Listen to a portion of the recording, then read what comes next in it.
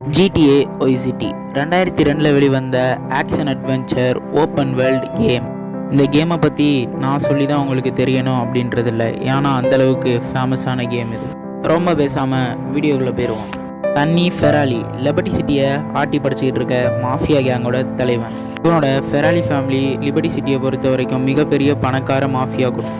Liberty சிட்டிக்குள்ளே இவங்களை யாராலையும் தொட முடியாது. டாமி ஒரு சிட்டி குடும்பத்தில் ஒரே குழந்தை. இவங்க அப்பா ஒரு பிரிண்டிங் ஷாப்போட ஓனர். சின்ன வயசில் தகாத நட்பால் சின்ன சின்ன குற்றங்கள் செய்ய ஆரம்பித்து இப்போ ஃபெராலி கூட்டத்தோட நம்பிக்கையான ஆளாயிட்டான். சன்னிக்காக ஒரு மாப்சரை கொலை பண்ணிட்டு இப்போ ஜெயிலில் இருக்கான். விரைவிலேயே வெளிவர போகிறான். கேன் ரோசன்பர்க் இவன் ஒரு லாயர். சன்னியை பொறுத்த வரைக்கும் ஒய்சிட்டிலே தெரிஞ்ச ஒரு நம்பகமான ஆள். இவன் தான் இப்போ டாமியை வெளியெடுக்க போகிறான்.